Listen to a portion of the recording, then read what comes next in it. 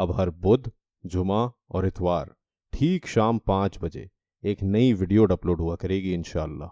हमारा अज़म हफ्ते में 3 वीडियोस अपलोड करने का है। पाकिस्तानी कुजीन बहुत डाइवर्स और इंट्रिकेट है। एक तरफ इसमें सिंध और पंजाब के चटपटे खाने हैं, तो दूसरी तरफ केपीके और बलूचिस्तान के बहुत सादा लेकिन बहुत ही लजीज पकवान हैं। इस मल्टी कल्चरल कुजीन में पंजाबी चिकन टिक्का भी है और नमकीन बलोची सज्जी भी। इस कुजीन में कराची की मसालेदार बिरयानी भी है और केपीके का खुशबूदार अफगानी पुलाव भी। कंप्लीट पाकिस्तानी कुजीन पर उबूर हासिल करना और इसके हर सूबे के गैस्ट्रोनॉमिकल मॉडल को समझना इतना आसान नहीं है। मैं एक पेट्रियाटिक पाकिस्तानी हूं और मुझे अपने मुल्क के कुजीन पर नाज है, लेकिन जब बात पाकिस्तानी कुजीन में सी फूड डिशेस की आती है तो मेरा सर शर्म से झुक जाता है। पाकिस्तान की साहिली पट्टी पर इसके 2 सूबे लगते हैं, सिंध और बलूचिस्तान। सिंधी और बलोची मछली बहुत शौक से खाते हैं, पंजाबियों और पश्तूनों से ज्यादा शौक से खाते हैं। लेकिन डोमेस्टिक सिंधी और Balochi sea food dishes Pakistan के स्ट्रीट फूड और रेस्टोरेंट्स तक नहीं पहुंचती। हमारी फूड स्ट्रीट्स और रेस्टोरेंट में सी फूड के नाम पर ओवरकुक्ड डीप फ्राइड मछली और प्रॉन्स के अलावा कुछ मकबूल नहीं। अल्लाह अल्लाह करके अब जरा बारबेक्यू फिश का रुझान बना है। इसीलिए मैंने अपने चैनल पर जो बेस्ट फ्राइड फिश के नाम से रेसिपी अपलोड की वो किसी कमर्शियल किचन या रेस्टोरेंट की रेसिपी नहीं थी, बल्कि हमारे घर की रेसिपी थी। लेकिन आज मैं आपको कराची के यादगार फिश हाउस की फिंगर फिश की रेसिपी बनाना सिखाऊंगा। यादगार फिश हाउस कराची में जमशेद रोड पर वाक़ है। यह बहुत कदीम तो नहीं, लेकिन फिर भी कम से कम 25 से 30 साल पुरानी दुकान है, जहां पर समुद्री मछली को डीप फ्राई करके फरमाइशी चपाती और दाल के पापड़ के साथ सर्व किया जाता है। इनकी इमली और पुदीने से बनी चटनी भी इनकी मकबूलियत की वजह है।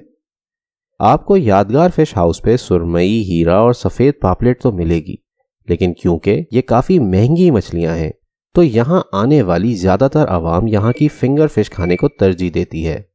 ये नरखों में भी निस्बतन कम होती हैं और इसमें कांटे भी नहीं होते। यादगार फिश हाउस किसी भी और कराची में मिलने वाली फिंगर फिश ही की तरह अपनी फिंगर फिश मगरा मछली से बनाया करते थे। मगरा को अंग्रेजी में माको शार्क कहते हैं और इन पर स्कैंडल बने कि मगरा के साथ साथ पिट्ठन मछली भी ये इस्तेमाल करते हैं। पिट्ठन स्टिंगरे को कहते हैं। इस स्कैंडल की वजह से यादगार फिश हाउस सील भी हुआ और उन्होंने फिंगर फिश में मगरा और पिट्ठन का इस्तेमाल भी बंद कर दिया। आज जो फिंगर फिश यादगार फिश हाउस पर मिलती है उसका जायका पहले जैसा नहीं रहा और मेरी ये रेसिपी यादगार फिश हाउस की ओरिजिनल फिंगर फिश की रेसिपी को रिक्रिएट करने की होगी। ये एग्जैक्ट कॉपी नहीं है यादगार फिश की, क्योंकि इस वीडियो में मैं बहुत सी टेक्निक्स अपनी भी इस्तेमाल करूंगा। सबसे पहला फ़र्क इस रेसिपी में है फिश को ब्राइन करने का। ये यादगार फिश हाउस की टेक्निक नहीं है, बल्कि यह हमारी इस रेसिपी में जिद्दत है। मछली को ब्राइन कर लेने से मछली का टेक्सचर ज़रा फर्म हो जाता है और मछली के अंदर तक नमक पहुंच जाता है, जिसकी वजह से मछली का फ्लेवर बहुत इन्हेंस हो जाता है। मछली को बस 15 से 20 मिनट ब्राइन करने की ज़रूरत होती है। ब्राइन क्या है और कैसे करना है, इस पे मैं 2 अलग वीडियोस बना चुका हूँ। ब्राइन पर मज़ीद मालूमात के लिए वो दोनों वीडियोस देखें। ये 1 लीटर ठंडा पानी है जिसमें 60 ग्राम नमक शामिल किया गया है और इसमें बोनलेस मछली को हम 20 मिनट डुबाकर रखेंगे। फिर हम 10 मिनट इस मछली को सादे पानी में डुबाएंगे और फिर मसाला लगाएंगे। मेरी गुजारिश है कि अगर आपने हाउ टू ब्राइन वीडियो नहीं देखी तो ज़रूर देखें। यह बहुत ज़रूरी स्टेप है इस रेसिपी का, जिसको स्किप नहीं किया जा सकता। अब जब मछली ब्राइन हो रही है तो हम फिंगर फिश का मसाला तैयार कर लेते हैं।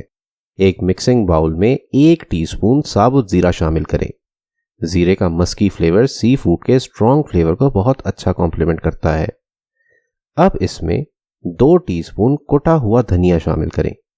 यहां पिसे धनिए का इस्तेमाल नहीं हो सकता। या तो साबुत धनिया इस्तेमाल करें या कुटा हुआ धनिया इस्तेमाल करें। पिसे धनिए का फ्लेवर कुटे धनिए से या साबुत से बिल्कुल मुख्तलिफ होता है। अब इसमें हस्बे जायका पिसी लाल मिर्च शामिल करें। हम यहाँ 1 टीस्पून पिसी लाल मिर्च इस्तेमाल कर रहे हैं। इस रेसिपी में लाल मिर्च का तनासुब ज़रा ज़्यादा ही होता है। अब इसमें 1/4 टीस्पून हल्दी शामिल करें। इसकी अर्थी टोन्स इस मसाले को डेप्थ ऑफ फ्लेवर देती हैं। अब इसमें 1.5 टीस्पून कसूरी मेथी शामिल करें। इसका बहुत नटी और स्वीट सा फ्लेवर होता है, जिसमें एक हल्का सा कड़वाहट का अंसर भी होता है, जो इस मसाले में अच्छा लगता है, खास तौर से जब इस मसाले में बेसन का इस्तेमाल होता है तब। अब इसमें आधा टीस्पून खटाई पाउडर शामिल करें। इसको आमचूर भी कहते हैं। इसकी खटास मछली में अच्छी लगती है।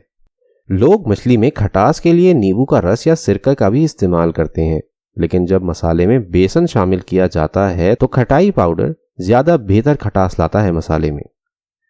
अब इसमें 1 टीस्पून अजवाइन शामिल करें।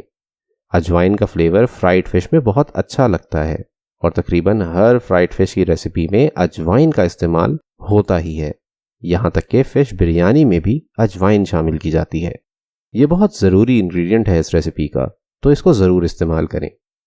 अब इसमें आधा टीस्पून गरम मसाला शामिल करें।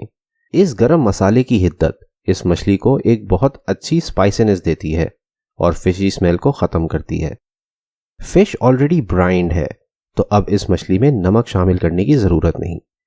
अब हम इसमें बस इतना नमक शामिल करेंगे जितना मछली की कोटिंग करने के लिए मसाले को दरकार होगा। बस 1/4 टीस्पून नमक बहुत है। ये नमक मसाले के फ्लेवर को एनहेंस करने के लिए है। ज़्यादा नमक हरगिज़ इस्तेमाल ना करें। अब इसमें 1 टीस्पून पिसा हुआ लहसुन शामिल करें और तमाम मसालों को अच्छी तरह मिला लें। ये स्पाइस मिक्स बहुत अच्छा और वर्सेटाइल स्पाइस मिक्स है मछली पर लगाने के लिए। इसको इस्तेमाल करते हुए आप फ्राइड फिश से लेकर मछली का सालन और बारबेक्यू फिश भी बना सकते हैं। मसाला बनाकर स्टोर करना हो तो फ्रेश लहसुन की जगह लहसुन का पाउडर भी इस्तेमाल किया जा सकता है। हम क्योंकि इस मछली को फ्राई करेंगे तो मछली और मसाले को प्रोटेक्ट करने के लिए इस मसाले में थोड़ा सा बेसन शामिल करेंगे। यहाँ हम 2 टेबलस्पून बेसन इस मसाले में शामिल करेंगे। बेसन ना सिर्फ इस मसाले को मछली पे कोट होने में मदद देगा, बल्कि बेसन के इस्तेमाल से मसाला डीप फ्राई होने के दौरान जलेगा नहीं। कुछ लोग यहाँ बेसन की जगह मैदा या चावल का आटा भी इस्तेमाल करते हैं। अगर आप चावल का आटा इस्तेमाल करना चाहते हो तो मेरी बेस्ट फ्राइड फिश की रेसिपी देखें, क्योंकि उसमें राइस फ्लोर का इस्तेमाल किया गया है। यूं बेसन के इस्तेमाल से मछली पे बेसन की एक लेयर कोट हुई होती है, तो इसको डीप फ्राई होने से मछली अपना मॉइस्चर लूज नहीं करती और मछली बहुत मॉइस्ट और जूसी तैयार होती है। इस मसाले में इतना पानी शामिल करें कि एक गाढ़ा सा पेस्ट तैयार हो। ये पेस्ट रनी ना हो और आपने इस पेस्ट को बहुत ज़्यादा पतला नहीं करना है।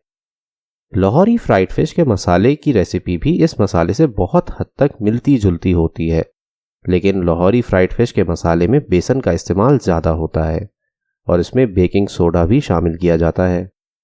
ये मसाला 3 पाव यानी कि 750 ग्राम मछली के लिए काफ़ी है। इस मसाले को आपने बनाकर रेस्ट नहीं देना है और जैसे ही ये तैयार हो इसको मछली पे कोट कर देना है। क्योंकि ये मछली ऑलरेडी ब्राइंड है तो इस मछली को मैरिनेट करने की ज़रूरत नहीं। वैसे भी क्योंकि हम मसाले में बेसन शामिल कर चुके हैं तो मैरिनेट करने से मछली के अंदर ये मसाला आराम से एब्जॉर्ब नहीं होगा। तो अब आप ये सारा मसाला मछली पे अच्छी तरह हर तरफ लगा दें और फिर ये मछली फ्राई करने के लिए तैयार है। इसको मैरिनेट करने की ज़रूरत नहीं, बल्कि यूं समझें कि ज़्यादा देर मछली को मैरिनेट करने से मछली का रिजल्ट ख़राब हो जाएगा। ख़ास तौर से मछली का टेक्सचर ख़राब हो जाएगा और मछली पकने से पहले नरम पड़ जाएगी और तलने के दौरान टूटेगी। यादगार फिश हाउस की फिंगर फिश कंप्लीटली कोटेड नहीं होती मसाले में, बल्कि इसके कुछ हिस्से पे मसाला लगा रहता है और कुछ जगह से मछली एक्सपोज होती है। तो अगर मछली की कुछ जगहों पर मसाला सही से लगा ना हो तो इसको यूं ही छोड़ दें। 100% कोट करने की ज़रूरत नहीं। यह अमल आपने तब तो ज़रूर करना है जब आप लो क्वालिटी की फ़िश का इस्तेमाल कर रहे हो। अगर आप प्राइम फिश इस्तेमाल कर रहे हो तो बेहतर होगा कि मछली को पूरी तरह कोट करें। मछली को हम सरसों के तेल में फ्राई कर रहे हैं। तेल मीडियम आंच पे गर्म हो, ना बहुत ज़्यादा गर्म हो और ना ज़्यादा ठंडा। पाकिस्तानी कुजीन की एक कमज़ोरी है कि हम हर चीज़ को ओवर कुक कर देते हैं। हम वो कौम हैं जो बीफ स्टेक को वेल डन खाना पसंद करते हैं। इसी तरह हम मछली को भी हमेशा ओवर कुक करते हैं। इस साइज़ के पीसेस को मुश्किल से 5 मिनट लगते हैं मीडियम आंच पर पकने में, यानी कि 3 मिनट पहली साइड और 2 मिनट दूसरी साइड। इससे ज़्यादा देर पकाएंगे तो मछली मॉइस्ट नहीं रहेगी और बहुत ड्राई हो जाएगी। इसी रेसिपी को फॉलो करते हुए आप लाहौरी फ़िश फ्राई भी बना सकते हैं। बस फिर बेसन की मिकदार का इजाफा कर दीजिएगा और मछली सिर्फ रहू इस्तेमाल कीजिएगा। लाहौरी फ़िश फ्राई बग़ैर रहू के अधूरी है। लाहौरी फ़िश फ्राई दारुल माही लाहौर में सबसे अच्छी मिलती है। इंशाल्लाह मौका मिला तो उसकी रेसिपी भी आपसे शेयर करेंगे। बैरून मुल्क पाकिस्तानी कुजीन को इंडियन कुजीन का ही हिस्सा समझा जाता है।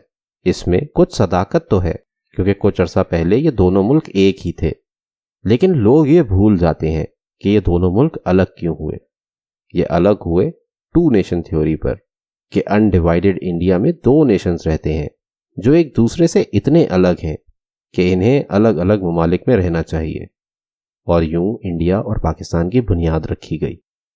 2 नेशन थ्योरी पाकिस्तान और इंडिया के कुजीन पर भी अप्लाई होती है। बिल्कुल जैसे इंडियंस और पाकिस्तानीज दिखने में तो एक से लगते हैं, बिल्कुल उसी तरह दूर से इंडियन और पाकिस्तानी डिशेस देखने में तो एक सी लगती हैं, लेकिन पाकिस्तानी और इंडियन कुजीन के गैस्ट्रोनॉमिकल मॉडल में बहुत फ़र्क है। इंडियंस हींग का बहुत इस्तेमाल करते हैं जो हम नहीं करते। इसी तरह हम बीफ खाते हैं जो इंडियंस नहीं खाते। इसी तरह इंडिया में पनीर का बहुत ज़्यादा इस्तेमाल होता है जो पाकिस्तान में नहीं होता। बिल्कुल इसी तरह इंडियन कुजीन में सी फूड को बहुत अहमियत हासिल है, ख़ास तौर से साउथ इंडियन कुजीन में जो पाकिस्तानी कुजीन में मिसिंग है। पाकिस्तानी कुलिनरी इंडस्ट्री को सी फूड डिशेस पे फोकस करने की ज़रूरत है कि हम अपनी कल्चरल हेरिटेज ख़ास तौर से बलोची और सिंधी सी फूड रेसिपीज़ को मेन स्ट्रीम कर सकें। ये अभी तक हमारे घरों से बाहर ही नहीं आई। अगर आपको लगता है कि आपने इस वीडियो से कुछ नया सीखा तो बराए मेहरबानी मेरे YouTube चैनल फूड साइंटिस्ट को सब्सक्राइब कीजिए और उसके बराबर में बने बेल आइकन को भी क्लिक कर दीजिए ताकि मेरी हर आने वाली नई वीडियो आप तक पहुंच सके। चैनल को सपोर्ट करने के लिए वीडियोस पे आने वाले एड्स को स्किप मत किया कीजिए। एक आधा ऐड देख लिया करें। वक्त देने का शुक्रिया। अल्लाह निगहबान।